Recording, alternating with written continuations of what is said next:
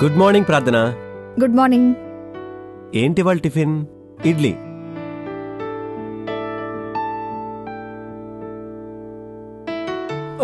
Sorry sorry sorry sorry sorry, ఇడ్లీకా నాకా?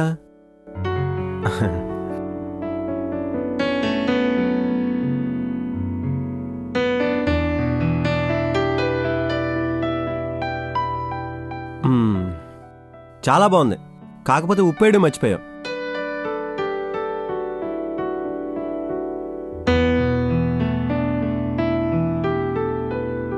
దీంట్లో వేసావు. అవునా? Sorry sorry sorry sorry sorry sorry Kishore, sorry sorry sorry. ఆహా, సారీ. ఎంత అందంగా ఉంది. Really sorry. Water with idli, with chutney, with white chutney. ఒక్క నిమిషం, ఇప్పుడే క్లీన్ చేసేస్తాను. ఇదిగో ఒక్క నిమిషం, నేను సర్దుకుంటాను, నువ్వు కూర్చో.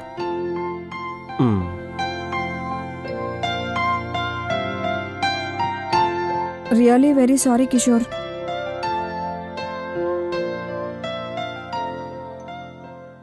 వడ్డించడం అంటే ఇది. నేనేం చేస్తున్నానో నాకే అర్థం కావట్లేదు. నాకు అర్థమవుతుంది. సీరియస్గా చెప్తున్నాను. చెప్పు. మొన్న ఏం జరిగిందో తెలుసా? అత్తయ్య గారు ఆవిడ బ్లౌజ్కి ఉక్సులు కుట్టమని ఇచ్చారు. నేను ఉక్సులు కూడా కుట్టాను. కుట్టేశావా? కానీ కుట్టింది ఆవిడ బ్లౌజ్కి కాదు, నా శారీకి. ఎందుకలా నవ్వుతున్నావు? Good betterment. ఎందుకంటే ఇవన్నీ చేసావు కదరా, అది గుడ్ బెటర్మెంటే కదా. అది కాదు కిషోర్, నాకు చిన్నప్పుడు ఒక క్లోజ్ ఫ్రెండ్ ఉండేది. దానికి ఎప్పుడూ క్లాస్లో నాకంటే తక్కువ మార్కులు వచ్చేవి.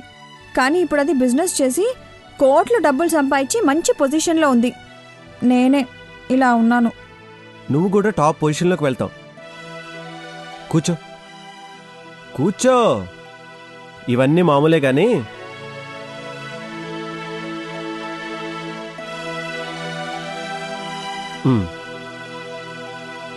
చూడు ప్రార్థన, నువ్వు చాలా తెలివిగలదానివి. కాకపోతే కొంచెం మనసు పెట్టాలి. ఆ మనసుగాని పెడితే నువ్వు అనుకున్నవన్నీ సాధిస్తావు. చెప్పు, అసలు నువ్వు ఏం కావాలనుకుంటున్నావు? లాయర్. లా చదువుదాం అనుకుంటున్నాను. లా చేద్దాం అనుకుంటున్నావా? ఎందుకు?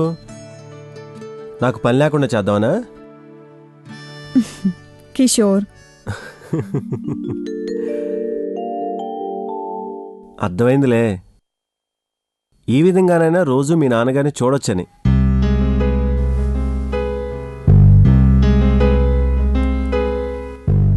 కాదు,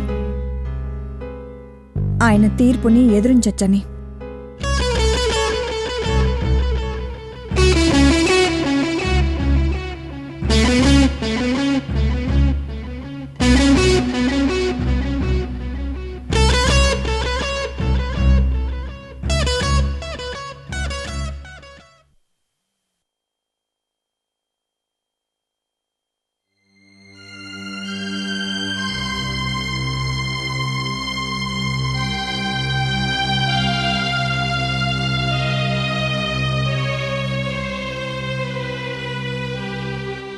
రాగిని, అలా పెట్టేసి వెళ్ళిపోతున్నామే. ఇంకేం చేయమంటారు?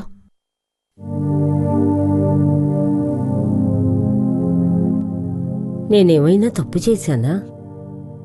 తప్పా? మీరా?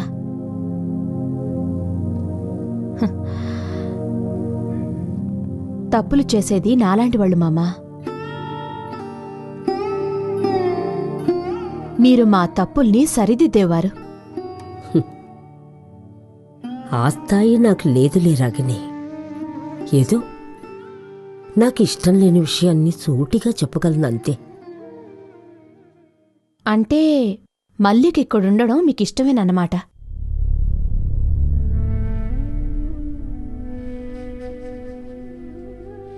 అదే, ఆమె సంతోషం కోసం మీరు ప్రయత్నిస్తున్నారుగా. నేను రాజశేఖర్తో మాట్లాడేటప్పుడు నువ్వు విన్నావన్నమాట.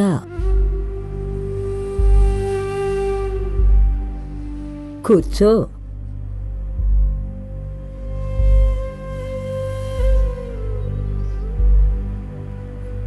కారణం ఏదైనా కావచ్చు. ఒక సంఘటన జరిగినప్పుడు దాన్ని పద్ధతిగా పరిష్కరించుకోవాలి. తనిక్కడ ఒంటరిగా ఫీల్ అవుతుంది. ఎక్కడికైనా తీసుకువెళ్ళమని చెప్పాను.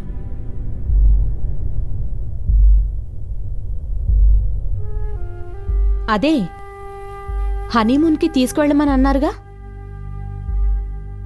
కొద్ది రోజులు ఇంటికి దూరంగా ఉంటే ఒకరినొకరు అర్థం చేసుకుంటారని. నువ్వు రాజశేఖర్ గురించే ఆలోచిస్తున్నావు రాగిని. మల్లిక గురించి కూడా ఆలోచించు. ఆ అమ్మాయి నీకన్నా వయసులో చిన్నది. తనకాశలుండవా?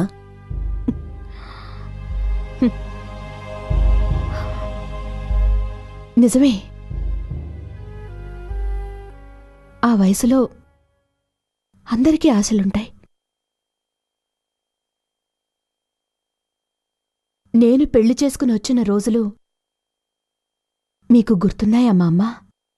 ఇంటి మనిషి విషయాలు మర్చిపోవడం జరగదు రాగిని. నీకెందుకు అనుమానం వచ్చింది?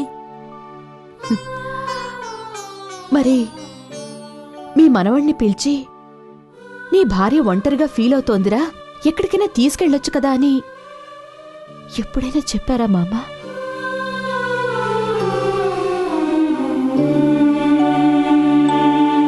పాపం మీ మనవడు చాలా మంచివారు. పెళ్ళైనప్పటి నుంచి 2 సార్లు 2 రోజులు సెలవు పెట్టారు. అది మేఘనా సందేశ్లకి పేర్లు పెట్టేటప్పుడు.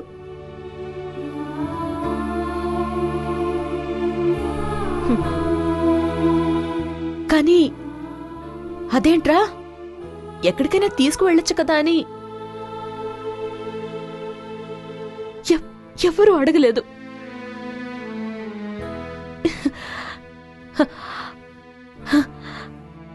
అదే తమాషా.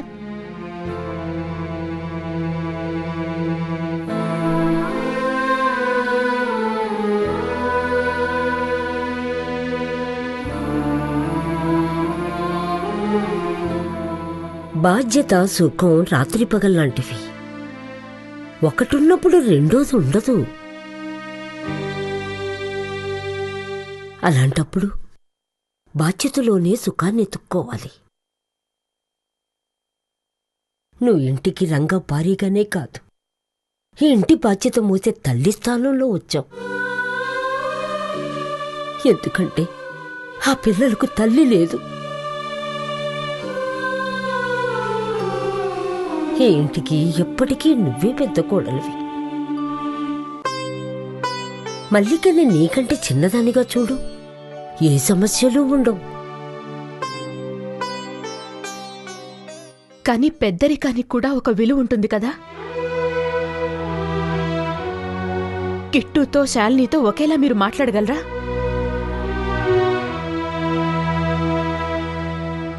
ఇన్ని సంవత్సరాలు అత్తయ్య గారి స్థానంలో ఉండి ఇప్పుడు కిట్టు స్థాయికి నేను దిగజారలేను మా అమ్మ.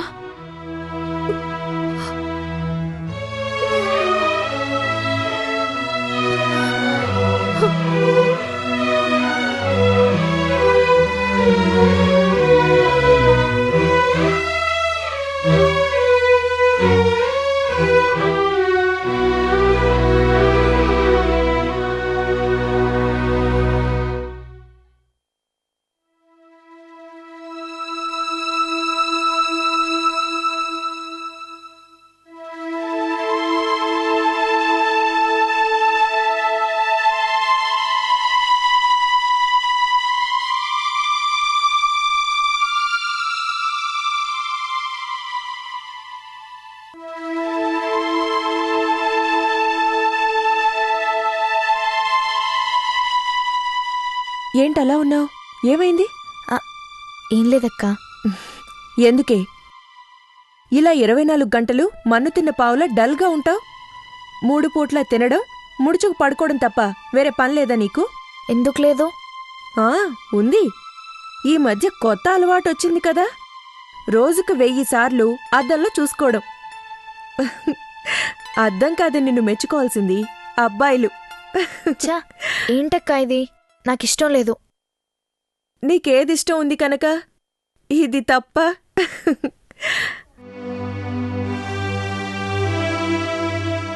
నువ్వు కూడా నన్ను ఇన్సల్ట్ చేస్తున్నావు కదూ? ఇన్సల్ట్ చేయడం కాదు శాలు. ఇవి కాక నీ లైఫ్లో ఇంకేమన్నా ఉన్నాయో చెప్పు. కాలేజ్ టూర్కి వెళ్ళమంటే వెళ్ళనంటున్నావంటే ఏమనుకోవాలి? అదే మేం నీ ఏజ్లో ఉన్నప్పుడు ఇలా పిక్నిక్ వచ్చిందంటే నాన్నగారిని ఎంత బతిమాలుకునేవాళ్ళమో తెలుసా? ఆయన పంపించేవాళ్ళు కాదు.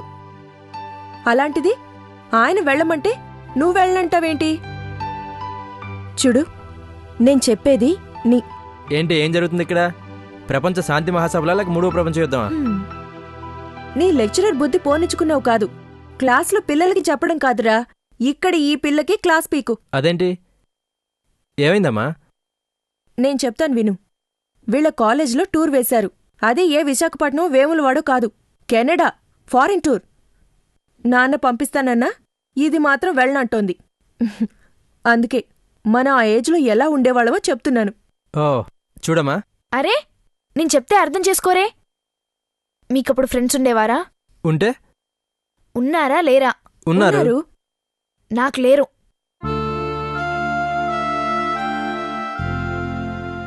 ఎక్కడికి వెళ్ళినా ఒంటరిగా ఒక్కదాన్నే కూర్చోవాలి. నన్నెవరూ శాలిని అనరు, అంతా డ్రమ్ము డ్రమ్ము అని పిలుస్తారు.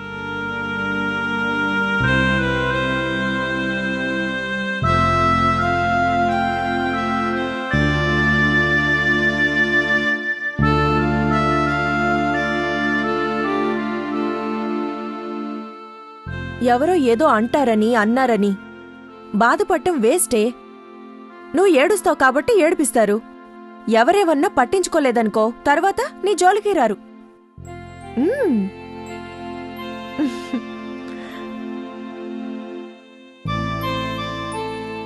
అవునమ్మా, లావుగా ఉన్నంత మాత్రాన లైఫే లేదనుకుంటే ఎట్లా?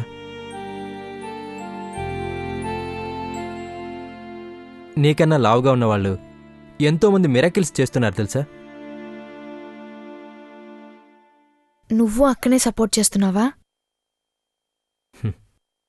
వాస్తవం చెప్తున్నాను. చూడు శాలిని, మనం ఇల్లు వదిలి బయటికి వెళ్ళామనుకో, ఎంతోమంది హాయిగా నవ్వుతూ కనపడతారు. దాని అర్థం వాళ్ళకి సమస్యలు లేవని కాదు. సమస్యలున్నా వాటిని జయించగలవనే నమ్మకంతో. అంతెందుకు, పల్లవికి ప్రాబ్లమ్స్ లేవా? నాకు లేవా? అలా అని మేం బాధపడుతూ కూర్చోలేదే. ఈరోజు ఈ క్షణం ఇదే నిజం. అందుకే రేపు చేయాల్సిన పనులు కూడా ఈరోజే చేసేయమనేది. చూడు,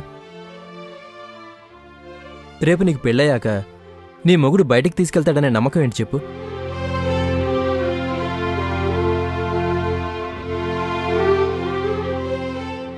కమాన్ చాలు, నీ బట్టలు సర్దుకో, కావలసినవన్నీ పెట్టుకో. కమాన్, get ready to go.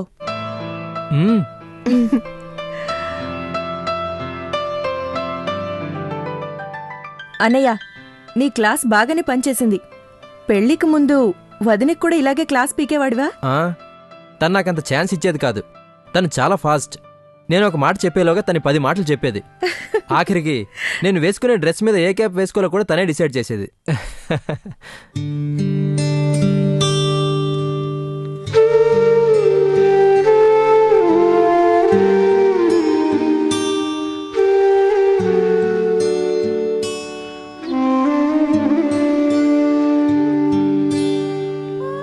I'm sorry పల్లవి, అనవసరంగా సూర్యని గుర్తు చేసినట్టున్నాను.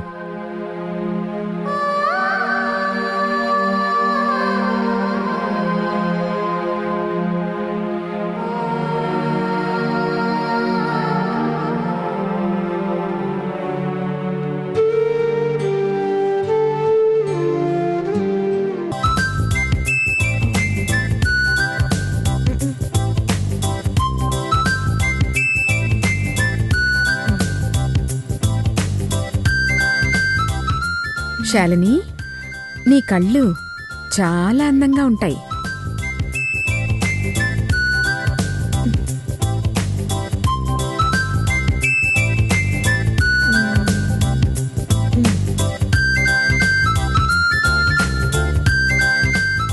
శాలిని, నీ కర్లీ హెయిర్ నాకు లేదని నేను చాలా బాధపడేదాన్ని, నీకు తెలుసా?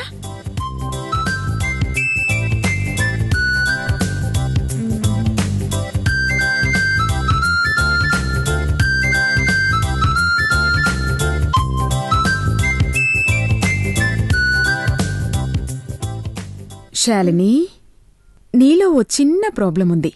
అదే బిడియం.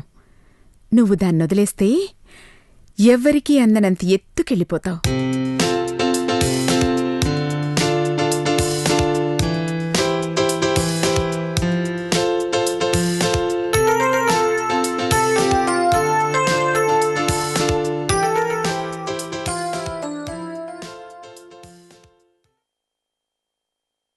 ఎవరు?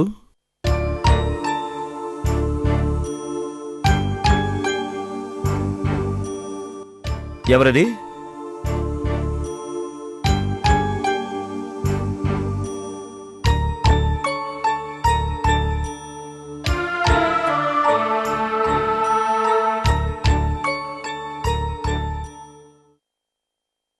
శాలిని.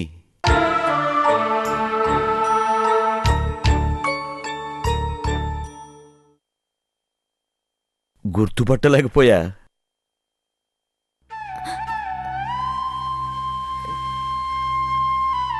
గుడ్. వెళ్ళనా నాన్నగారు?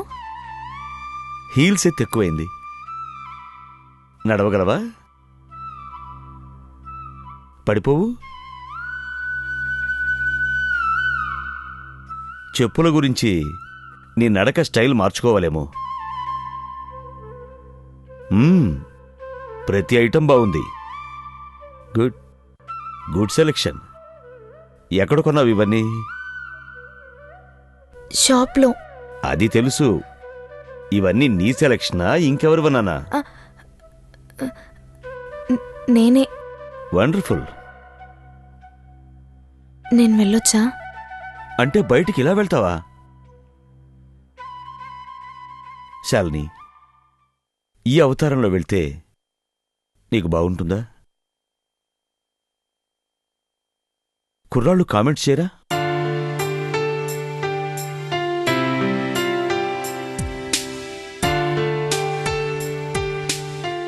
నేరం చేసిన వాళ్లకన్నా చేయడానికి ఎంకరేజ్ చేసిన వాళ్లకి ఎక్కువ శిక్ష విధించే న్యాయమూర్తిని నేను.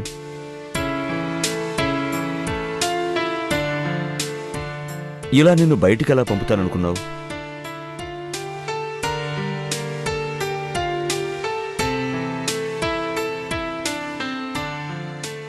లోపలికి వెళ్ళి జస్టిస్ రాజశేఖర్ కూతుర్లా తయారై వెళ్ళు.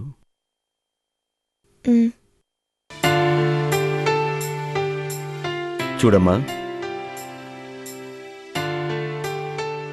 మా కంటికి నువ్వు చిన్నపిల్లవే, కాని మిగతా వాళ్లకలా కాదు. అది గుర్తుపెట్టుకుని ఏం చెయ్యాలో చెయ్యి.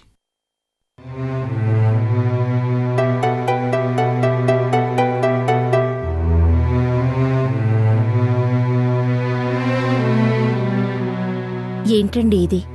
ఆడపిల్లలు ఇప్పుడు కాక పెళ్ళయ్యాక తయారవుతారా? ఆ తయారవుతారా అన్న పదంలోనే నాకు అసభ్యత కనిపిస్తోంది. కాలం మారింది. ఈ జనరేషన్ ఆడపిల్లల్ని చూడండి, రోజుకో ఫ్యాషన్ వస్తోంది. అందరూ అలా ఉండి శాలిని మామూలుగా ఉంటే బావుంటుందా? అందం, అలంకరణ ఆడపిల్ల సొత్తు. తప్పుగా ఆలోచిస్తున్నావు మల్లిక. నువ్వు అందం అనేది లోపల నుంచి రావాలి. అలంకారం అనేది ప్రవర్తనతో తెలియాలి. తను జస్టిస్ రాజశేఖరం కూతురని మర్చిపోకు. కాదన్ను. జస్టిస్ గారి కూతురికి ఈ ఒక్కరోజైనా పర్మిషన్ ఇవ్వరు? శాలిని, నువ్వెళ్ళు. అలాగే. లోపలికి కాదు.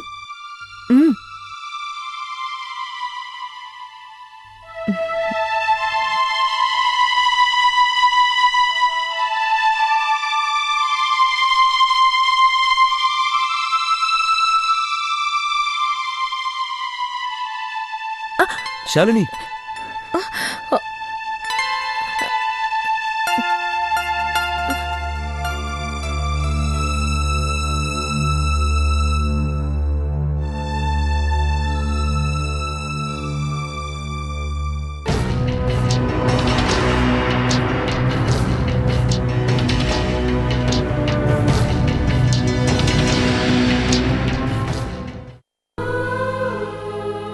మీ నాన్నగారి మీద నీకున్న కోపం మిగిలిన వారికి శాపం కాకూడదు.